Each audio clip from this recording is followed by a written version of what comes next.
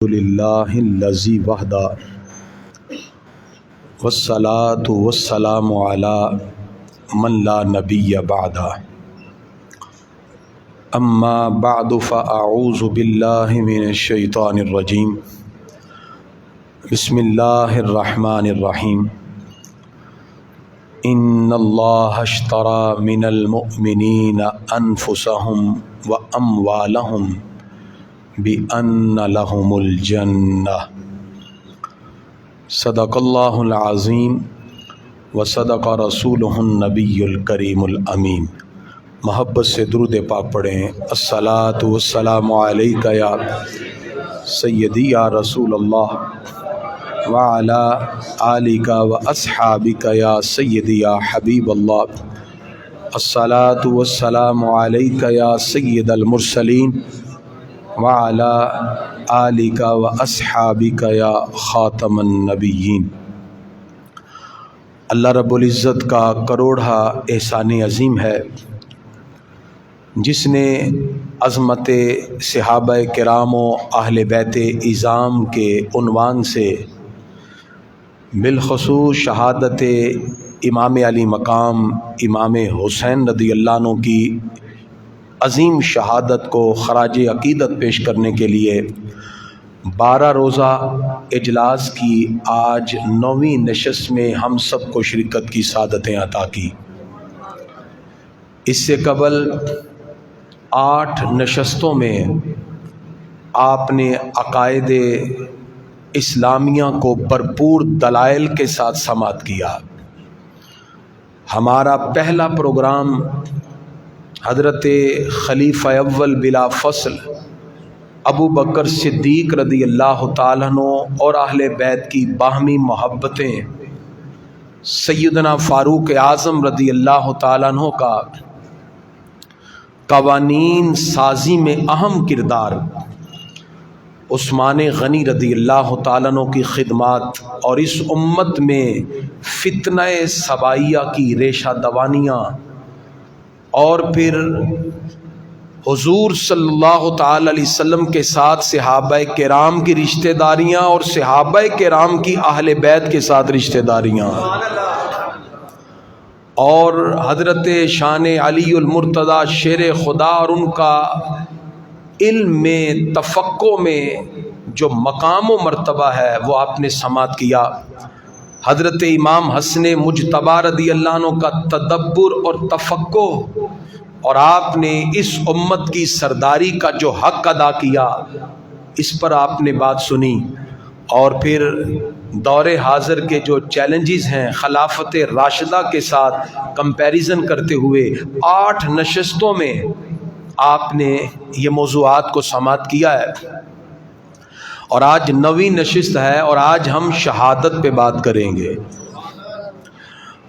اور سامعین، جتنے بھی آپ نے گزشتہ پروگرام سماعت کیے یا آج کی نشست میں جو ہم گفتگو کرنے لگے ہیں، کوئی بھی سوال اگر آپ کے ذہن میں پیدا ہو بلا جھجک آپ کو اجازت ہے، میری گفتگو کے اختتام پر آپ کھڑے ہو کے سوال کر سکتے ہیں، انشاءاللہ ہم قرآن و سنت کی روشنی میں اس کا جواب دیں گے۔ کل ایک صاحب نے کہا کہ کچھ اشکال باقی ہے، میں نے کہا دیکھیں بات یہ ہے کہ ہمارا یہ مقصد افہام و تفہیم ہے۔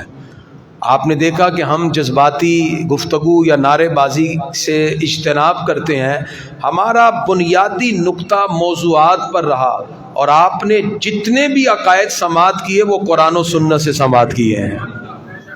عقیدہ تاریخ سے ثابت نہیں ہوتا، عقیدہ قرآن و سنت سے ثابت ہوتا ہے۔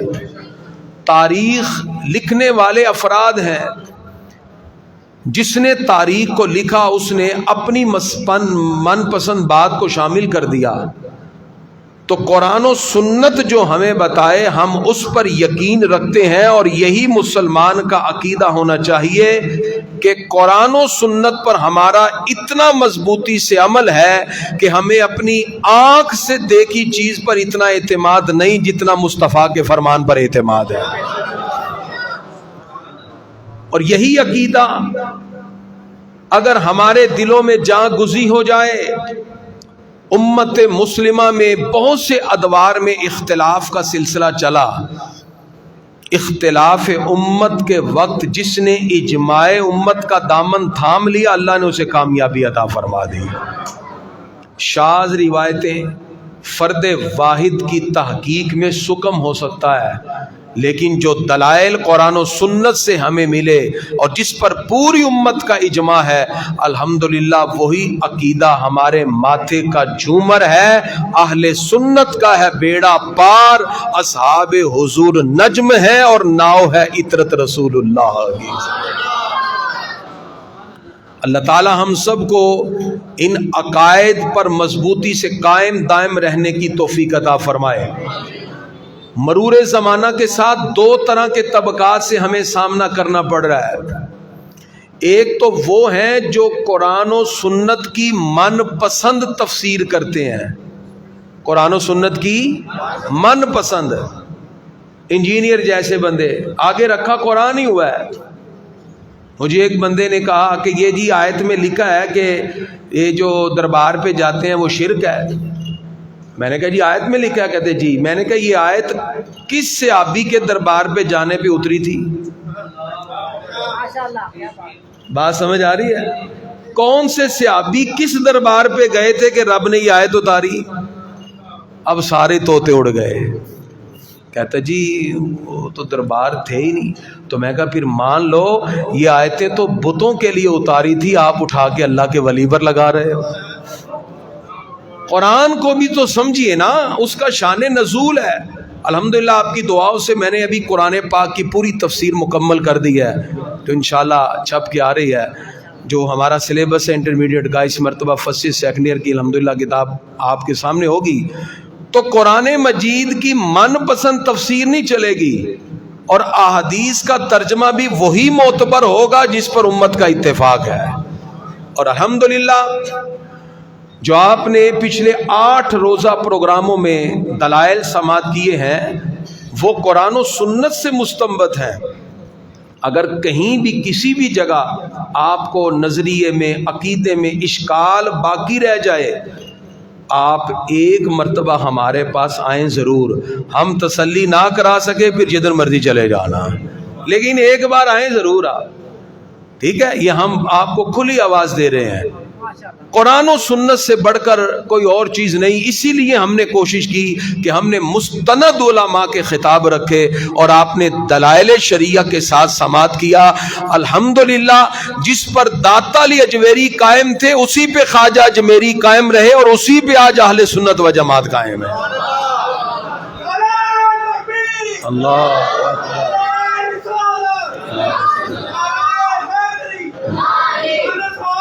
زندہ آباد. تو گرامی کے حضرات، آج ہم بات کریں گے شہادت کی. شہادت ایک منصب کا نام ہے. شہادت کس کا نام ہے جی؟ ایک منصب کا نام ہے. یہ منصب اللہ تعالی انہیں عطا فرماتا ہے جو اللہ کی بارگاہ میں اپنی جان کا نذرانہ پیش کرتے ہیں. امام راغب نے مفردات میں لکھا شہادت کے بارے میں کہ جو شہادت ہے یہ ماخوذ ہے. کس سے ماخوذ ہے؟ یہ الشہود سے ماخوذ ہے، جس کا مطلب ہے حاضر ہونا. الشہادت والشہود الحضور مع المشاہدت اما بالبصر او بالبصیرہ.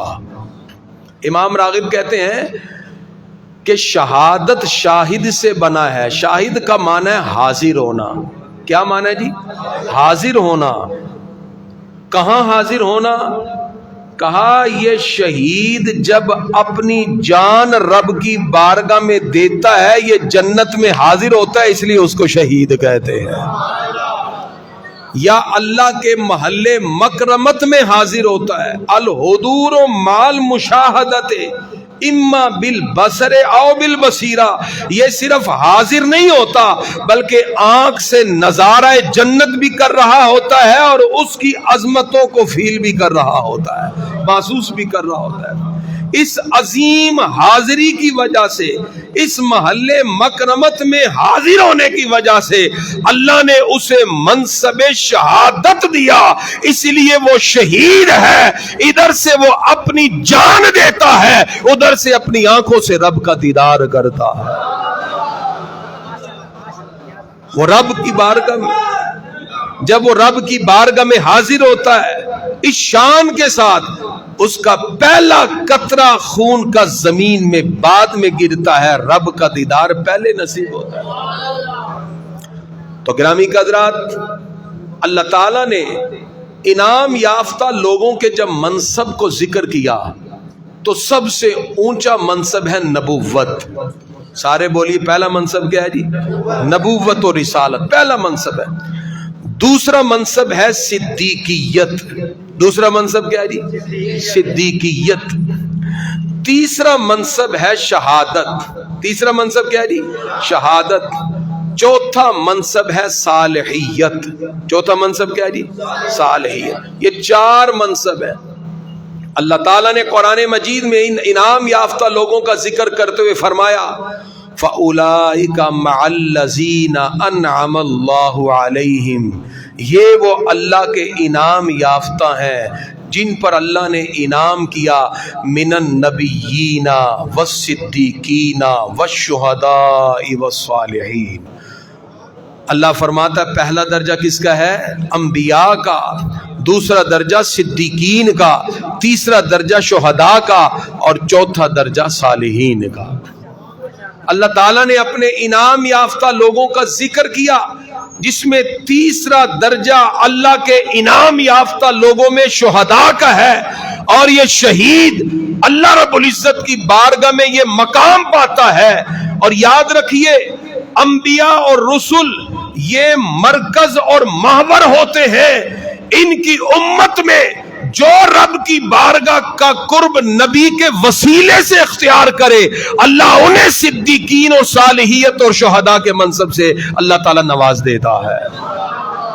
لیکن یہ سارے مناصب ملتے ہیں تو نبی کے وسیلے سے ملتے ہیں۔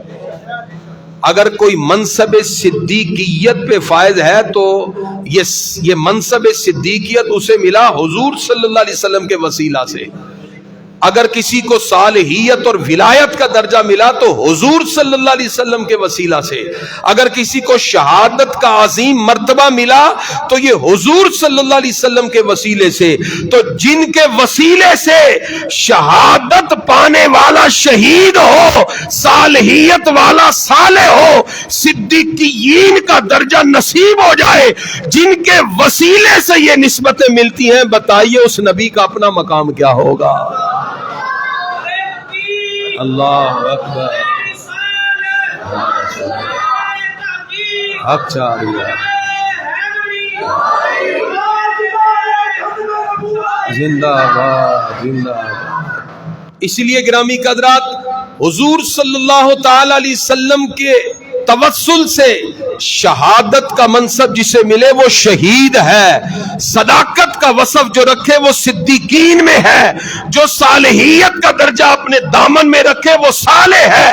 اللہ تعالیٰ نے یہ ساری خوبیاں، یہ ساری عظمتیں ان پاک ہستیوں کو دی ہے، تو نبی کے وسیلے سے اللہ فرماتا ہے وَلَا تَقُولُوا لِمَنْ يُقْتَلُ فِي سَبِيلِ اللَّهِ أَمْوَاتٌ، فرمایا جنہوں نے میری راہ میں جان دی، خبردار کسی نے انہیں مردہ کہا، بل احیا، بلکہ وہ زندہ ہے، یا اللہ ہم نے اپنے ہاتھوں سے قبر میں دفنایا۔ فرمایا وَلَٰكِن لَّا تَشْعُرُونَ، ہم نے جو انہیں زندگی دی ہے اس زندگی کا شعور تمہیں مل ہی نہیں سکتا۔ اب نبی کا کلمہ پڑھنے والا اللہ کے دین کے لیے جان دے تو وہ شہید زندہ ہے، تو نبی کی زندگی کا کیا مقام و مرتبہ ہوگا؟ جو امتی کلمہ پڑھ کے شہید بنا، اللہ فرماتے ہیں ان کے بارے میں ان کو مردہ نہ کہو، بلکہ اللہ نے ان کو حیات جاودانی عطا فرمائی ہے، وہ رب کی نعمتیں بھی کھاتے ہیں، رب کا دیدار بھی کرتے ہیں، جنت کی نعمتوں سے لطف اندوز بھی ہوتے ہیں۔ تو گرامی قدرات، شہادت ایک عظیم منصب کا نام ہے، یہ کوئی مصیبت نہیں ہے. شہادت ایسے بیان کرو کہ اس قوم کا بچہ بچہ کہے کاش مجھے شہادت نصیب ہو. شہادت اتنی ڈراؤنی نہ بناؤ کہ بچے ڈر جائیں کہ یہ کیسی شہادت تو منصب ہی اعلیٰ ہے. یہ اتنا پیارا منصب ہے. صحیح بخاری سے پڑھنے لگا ہوں, میرے آقا فرماتے ہیں لَوَدِدْتُ أَنْ أُقْتَلَ فِي سَبِيلِ اللَّهِ, یا اللہ میری خواہش ہے میں بھی تیری راہ میں شہید ہو جاؤں. کون کہہ رہے ہیں؟ اللہ کے نبی فرمان لَوَدِدْتُ أَنْ أُقْتَلَ فِي سَبِيلِ اللَّهِ, یا اللہ میری خواہش ہے میں تیری راہ میں شہید ہو جاؤں. ثم احیا, پھر مجھے زندہ کیا جائے. ثم اقتل, پھر مجھے شہید کر دیا جائے. ثم احیا, یا اللہ مجھے پھر زندہ کیا جائے. ثم اقتل, مجھے پھر شہید کر دیا جائے. جنت میں پہنچنے کے بعد کوئی شخص دنیا میں آنے کی تمنا نہیں کرے گا سوائے شہید کے.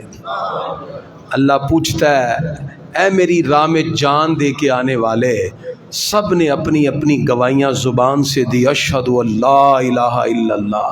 تو وہ ہے تو نے زبان سے نہیں اپنے خون سے میری شہادت دی اور میری بارگاہ میں آ گیا. بول کیا مانگتا ہے؟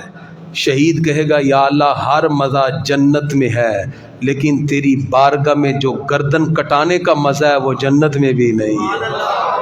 یا اللہ مجھے پھر دنیا میں بھیج, میں پھر تیری راہ میں گردن کٹوا کے تیری بارگاہ میں حاضر ہوں.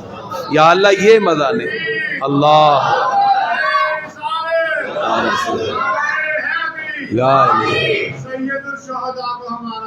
سلام ہو. شہید کی اب عظمت کیا ہے؟ شہید زندہ ہے.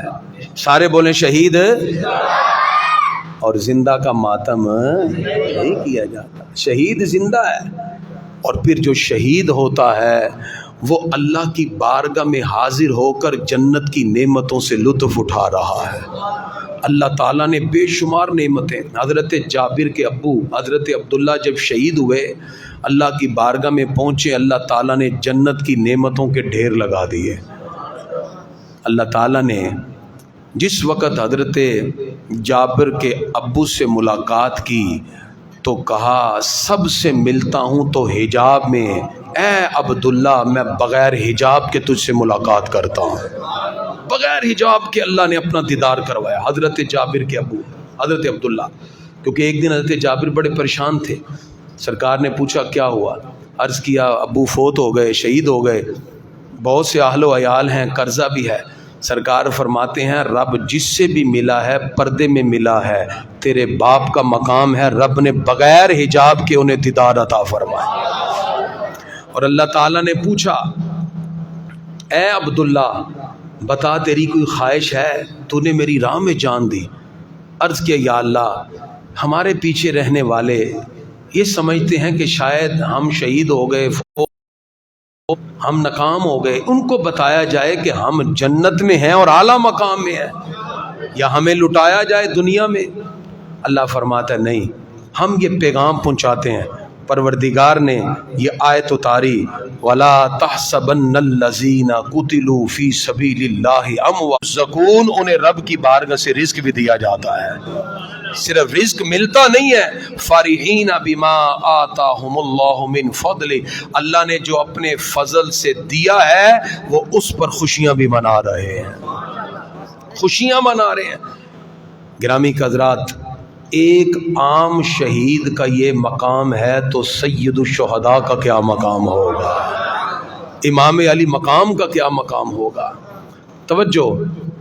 اب حضور صلی اللہ علیہ وسلم نے رب سے کیا دعا کی, یا اللہ مجھے شہادت چاہیے. اللہ اپنے محبوب کی کسی دعا کو ریجیکٹ کرتا ہے؟ تو اب یہ دعا کیسے قبول ہوئی؟ توجہ, سر الشہادتین کی طرف میں آ رہا ہوں. حضور صلی اللہ علیہ وسلم نے دعا کی یا اللہ مجھے شہادت چاہیے, اور اللہ تعالیٰ کا وعدہ ہے پیارے محبوب آپ کی جان کا محافظ خود پروردگار ہے, کوئی آپ کی جان کے درپے نہیں ہو سکتا. اللہ تعالیٰ نے خود اپنے محبوب کی حفاظت کا ذمہ لیا. واللہ یعصمک من الناس, اللہ فرماتا ہے لوگوں سے آپ کی حفاظت کا ذمہ خود رب نے لیا ہے. اگر کوئی سرکار کو شہید کر دیتا تو اللہ تعالیٰ نے جو قرآن میں یہ آیت اتاری واللہ یعصمک من الناس، محبوب کوئی آپ کو شہید نہیں کر سکتا، یہ اللہ نے آپ کی حفاظت کا ذمہ لیا ہے۔ اب رب نے یہ وعدہ بھی پورا کرنا ہے اور محبوب کو شہادت کا منصب بھی دینا ہے۔ اللہ تعالیٰ نے اپنے محبوب کو شہادت سری کا اعلیٰ مقام عطا کیا۔ خیبر کا مقام ہے، ہمارے آقا کی بارگاہ میں ایک خاتون اس نیت سے کہ اگر یہ اللہ کے نبی ہیں تو ان پر کوئی چیز اثر نہیں کرے گی، گوشت میں زہر ملا کے لے آئی اور سرکار کی بارگاہ میں رکھا۔ اللہ نے کچھ دیر کے لیے ہمارے آقا کی توجہ کو ہٹا دیا۔ رب چاہتا تھا محبوب کی دعا قبول ہو جائے۔ ہمارے آقا نے ایک بوٹی اٹھائی، توجہ رب نے ہٹائی تھی، منہ میں رکھی، ابھی رکھی تھی گوشت پکار اٹھا، محبوب نہ کھائیے زہر ملا ہوا ہے۔ سرکار نے فوراً نکال دی، لیکن اس کا اثر منتقل ہو گیا۔ حضور صلی اللہ تعالی علیہ وسلم آپ میں یہ اثر جو منتقل ہوا اسے شہادت سری کہتے ہیں۔ حضور صلی اللہ علیہ وسلم نے اس شہادت کو اتنا عام کیا، سرکار فرماتے ہیں من مات مسموما فہو شہید، جو زہر کی حالت میں دنیا سے جائے گا وہ بھی شہید ہے۔ من مات حریقا فہو شہید، جو جل کے مر جائے گا، جو ڈوب کے مر جائے گا وہ بھی شہید ہے، یعنی کہ حریق ڈوبنے والا۔ اسی طرح حضور صلی اللہ علیہ وسلم میں جلنے والا، غرق ہونے والا، ڈوبنے والا، صاحب الحدم شہید، بلکہ سرکار نے یہاں تک کہا من مات مؤمنا فہو شہید، جو ہو ایمان والا، دل میں تمنا شہادت ہو، بستر مرگ پر بھی مرے، اللہ اسے بھی شہادت کا مرتبہ عطا فرما دے۔ اللہ اکبر یا رسول اللہ۔ آپ سب نیت کر لیں اللہ ہمیں شہادت کی موت عطا فرمائے۔ اب نیت کر لی، آپ بستر مرگ پر بھی مریں گے، اللہ آپ کو شہادت کا درجہ عطا فرما دے گا۔ اللہ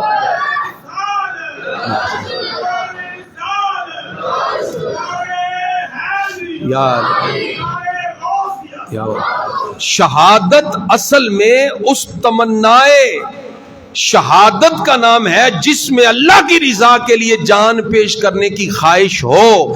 اس تمنا کے ساتھ جو بندہ بستر مرگ پہ بھی مرے، اللہ اس کو شہادت سری کا مقام عطا فرما دیتا۔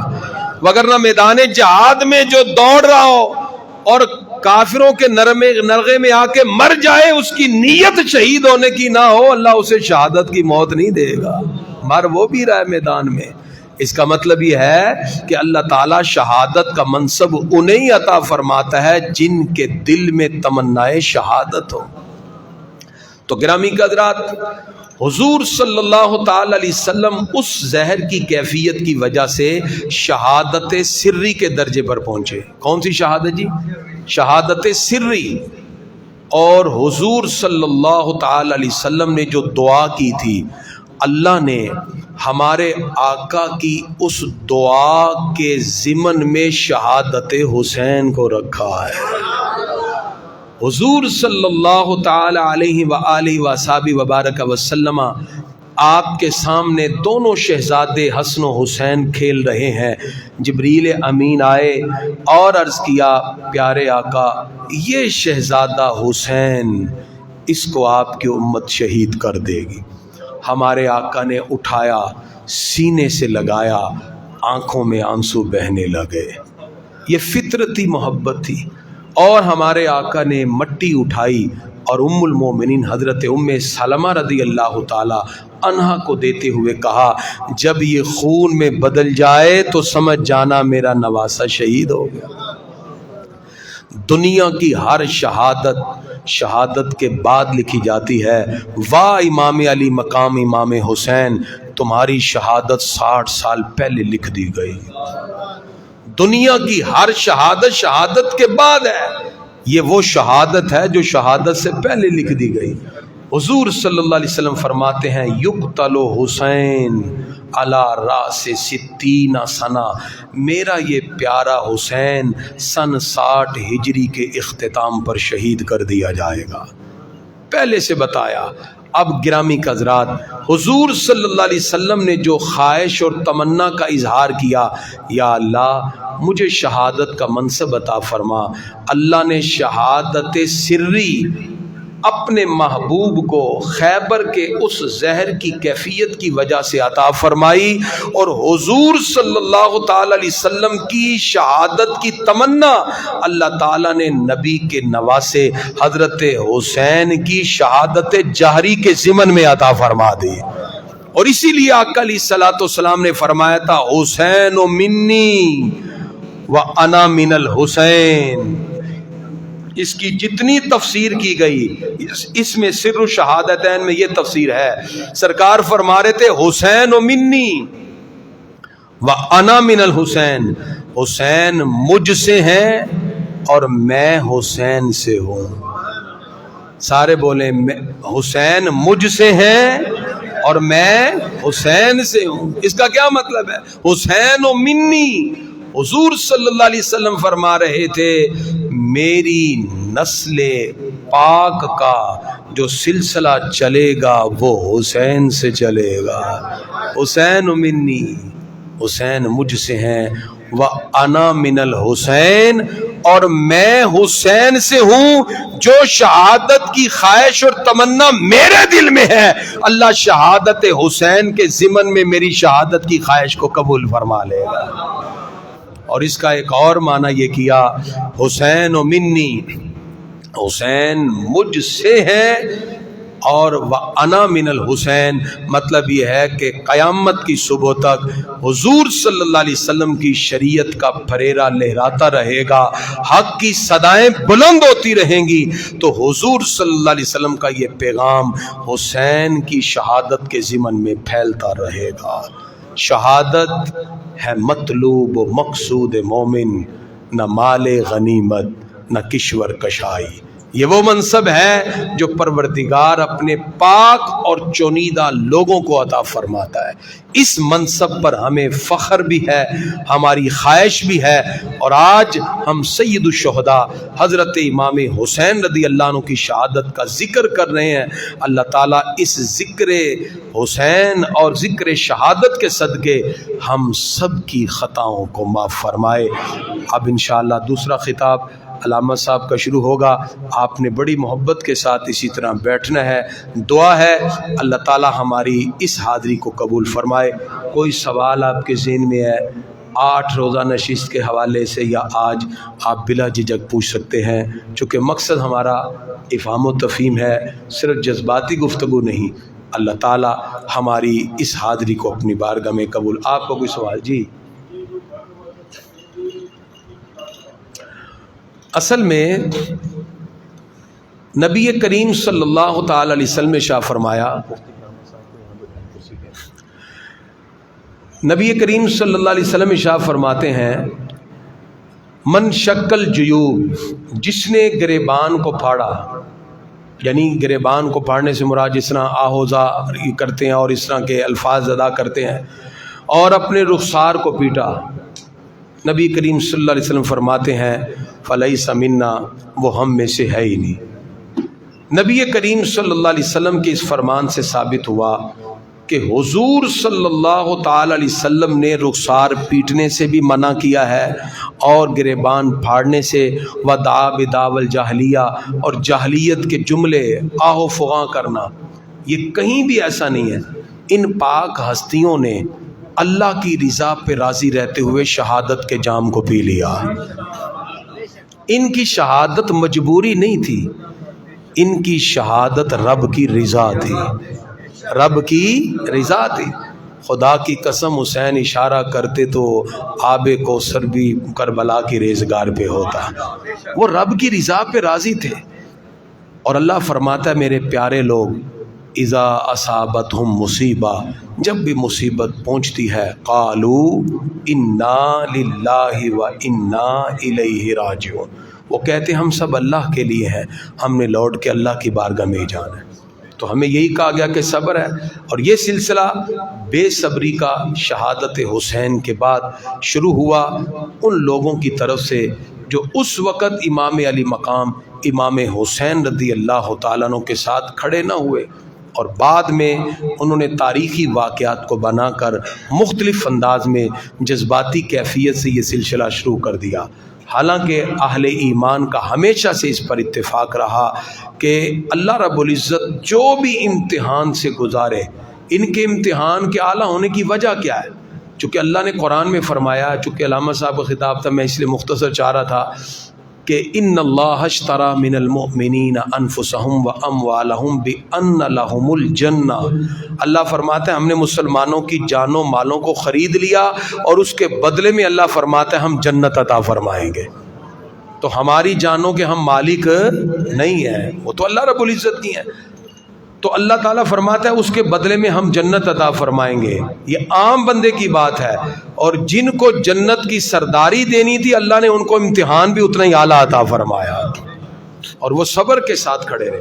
اس لیے ایسے آہو فغاں کرنا یا اس طرح کے جملے کہنا کہ نعوذ باللہ میں لٹ گئی بابا، میں مر گئی بابا، ایسا کہیں نہیں انہوں نے کہا۔ انہوں نے صبر کے ساتھ اللہ رب العزت کی رضا پہ راضی رہے، جس کے ایک ایک عمل کو ہمارے آقا نے بیان کر دیا۔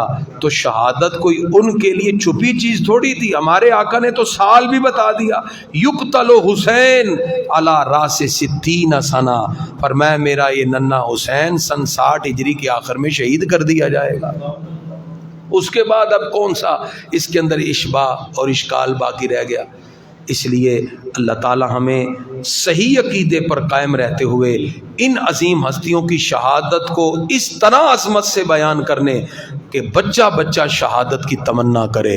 اللہ ہمیں ایسی شہادت بیان کرنے کی توفیق دے، اور یہی مومن کا طرہ امتیاز ہے۔ شہادت ایک اعلیٰ منصب کا نام ہے، یہ کوئی مصیبت کا نام نہیں ہے، یہ اعلیٰ ترین منصب ہے جو اللہ اپنے چنیدہ لوگوں کو عطا فرماتا ہے۔ اسی لیے اقبال نے کہا شہادت ہے مطلوب و مقصود مومن، مومن کا مطلوب بھی شہادت ہے، مقصود بھی شہادت ہے، نہ مال غنیمت نہ کشور کشائی۔ امام علی مقام کسی اقتدار کے لیے نہیں آئے۔ وہ بڑے ظالم ہیں جو کہتے جی وہ اقتدار کی جنگ تھی، وہ کیسی بات کرتے ہیں آپ، اقتدار کی جنگ تھی؟ جس تخت و تاج کے لیے یزید یہ سارے جتن کر رہا تھا وہ تو امام حسین کے قدموں کی دھول ہے۔ حسین گر نہ شہید ہوتا تو آج گھر گھر یزید ہوتا، نبی کی سنت آیا نہ ہوتی خدا کے گھر میں آذان نہ ہوتی۔ حسین اللہ کا سپاہی، اس کی ٹھوکر میں بادشاہی، وہ تخت و تاج امام علی مقام کے لیے کیا حیثیت رکھتا ہے جو جنتی جوانوں کے سردار ہے۔ یہ اقتدار کے لیے نہیں تھا، یہ رسول اللہ کے دین کے تحفظ کے لیے آپ نکلے، تاکہ قیامت کی صبح تک جب بھی باطل اٹھے تو حق کی صدا کے لیے حسین کا کردار سامنے رہے۔ پھر قیامت کی صبح تک یہ سلسلہ چلا اور چلتا رہے گا۔ پیدا ہر ایک دور میں ہوتے رہے یزید، مگر کسی حسین کی گردن میں خم نہیں۔ پھر حسینی کردار کے ساتھ لوگ حق کے لیے اٹھتے ہیں اور اٹھتے رہیں گے۔ یہ امام علی مقام کا کردار ہے۔